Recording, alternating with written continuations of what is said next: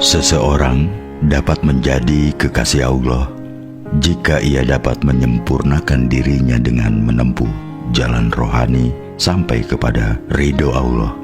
Pada tingkat awalnya, mungkin seseorang seimbang antara kebaikan dan keburukannya. Semakin lama, dirinya semakin dipenuhi oleh kebaikan dan sebaliknya berkurang serta sirnanya keburukan. Kemudian, ego mereka takluk dalam cahaya kalimah la ilaha illallah, sehingga dalam hatinya muncul Al-Furqan. Selain itu, mampu membedakan antara dosa dan pahala, baik dan jahat, bersih dan kotor. Mereka hanya menginginkan kebenaran ilahi, sehingga mereka disirami oleh nur ilahi pula. Mereka tidak lagi memandang dunia yang menjadikan nafsu mereka terikat dan menjauhi pesona Allah. Kemudian mereka menyelam ke dunia huwa, di mana si salik telah mampu membersihkan dirinya dari segala sifat buruk dan perilaku yang nista. Dengan itu mereka mendapatkan ketentraman batinnya. Hawa nafsu telah tunduk sepenuhnya ke dalam kehendak Allah, sehingga sampailah ia kepada majelis Allah. Keikhlasan telah menyelimuti jiwanya. Segala yang selain Allah telah sirna dari jiwa dan hatinya. Inilah sufi yang sebenarnya. Hatinya telah bebas dari cengkeraman hal-hal yang bersifat jasmani. Dengan hati yang suci dan jiwa yang bersih, ia memasuki alam rohani para nabi, syuhada, syidikin, dan solihin. Ketika ia melaksanakan amalan dari Al-Quran dan Sunnah Nabi, maka amalan itu semakin dekat dengan Allah. Yang terjadi adalah bahwa substansi dari kitab-kitab suci itu sudah integral dan menjadi jiwa rohaninya. Dia akan menerima ilham dari Allah, sehingga menjadi orang yang arif, yang ilmunya berasal dari ilmu laduni. Dengan ilmu itu, ia mengetahui antara yang benar dan salah, bisa membedakan mana yang bisikan setan dan yang berasal dari limpahan Allah. Ia dipenuhi oleh ketentraman, kedamaian, dan kedekatan dengan Allah, sehingga hatinya pada makhluk Allah yang lain menjadi lapang dan sangat tentram. Ia dipenuhi oleh cinta Allah dan mendapatkan cintanya. Apa yang dirasakan adalah hatinya telah diliputi oleh zauk dan waj atau cinta dan rindu. Ketika berzikir kepada Allah, ia merasakan keagungan sifat jalal atau keagungan Allah, serta merasakan sifat jamal atau keindahannya. Semula ia adalah talib, dalam kondisi ini telah menjadi matlub, yang mencari menjadi yang dicari, qasid menjadi mahsyud, yang berhajat menjadi yang dihajati, murid menjadi murad, yang menuntut menjadi yang dituntut. Inilah tarikan Allah kepada kekasihnya, yang tentu saja lebih baik dari semua amalan manusia dan jin. Huwa ana wa ana, huwa anta, ana wa ana, anta. Dia adalah aku adalah dia, kamu adalah aku, dan aku adalah kamu. Sesudah jumbuh atau berkesesuaian antara irodat dan kodrat, keinginan dan ketetapan, maka antara kaula dan gusti menjadi pamor atau mensenyawa. Kalau dalam bahasa Jawa adalah awor kinawor, sebagai manunggaling kaula gusti. Dan inilah intrik dari filsafat eksistensialisme yang membawa manusia modern mencapai puncak kejayaan pengetahuan.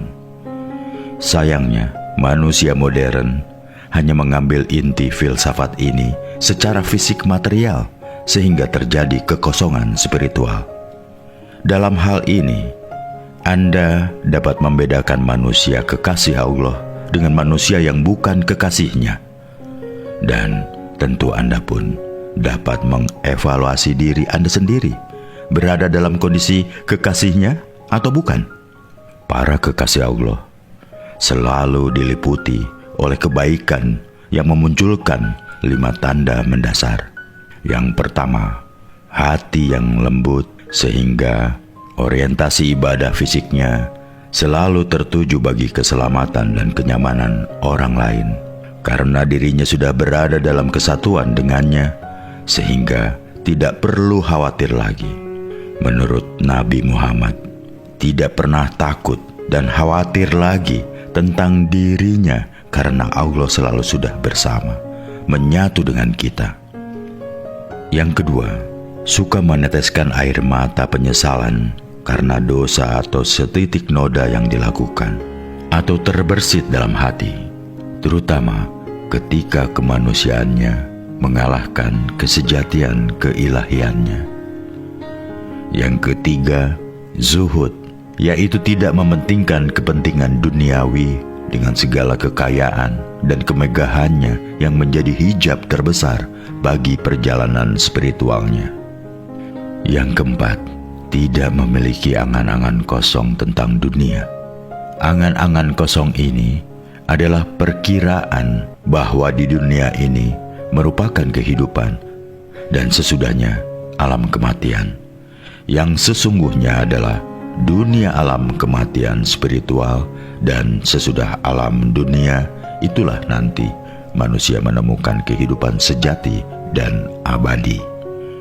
Yang kelima, memiliki kesadaran yang tetap terhadap Allah, yaitu menjaga kemanunggalannya.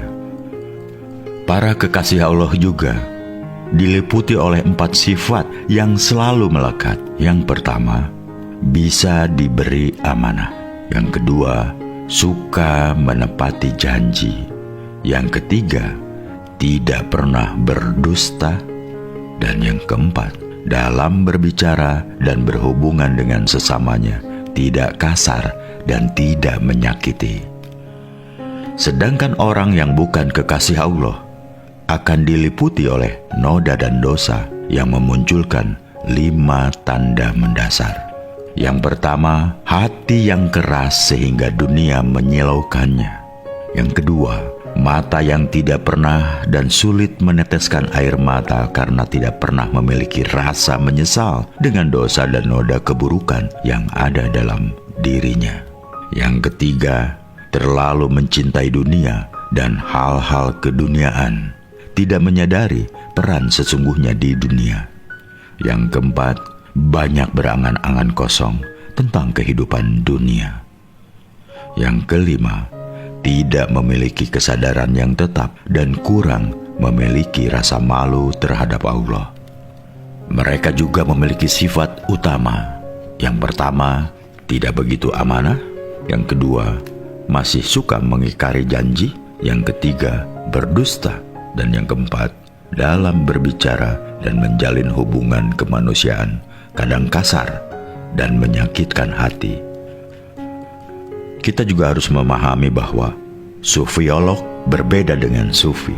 Orang-orang yang mengkaji tasawuf dalam mendapatkan penafsirannya sendiri atau disebut sebagai ahli tentang sufi, sering disebut mutasawifah atau sufiolog atau ilmuwan tentang sufi.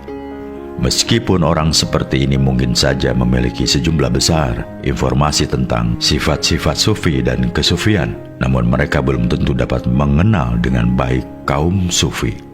Mereka tidak otomatis memiliki sifat-sifat sufi atau dapat mengetahui bahwa kaum sufi melihat dengan mata hati. Para anggota Wali Songo di Indonesia pada masa awal pengembangan Islam di abad ke-14 sampai 16 Masehi kebanyakan adalah para sufiolog. Oleh karena itu, hasil temuan dan pernyataan mereka tentang tasawuf kemungkinan tidak berlaku bagi kaum sufi sendiri. Walaupun hasil ilmiah dan berbagai pernyataan mereka sangat menarik dari sudut pandang ilmu pengetahuan sufi atau ilmu tasawuf. Hal itu dikarenakan hanya orang yang sempurna perjalanan rohaninya saja yang mampu menyadari hakikat. Dan kaum sufi berupaya sekuat-kuatnya untuk mencapai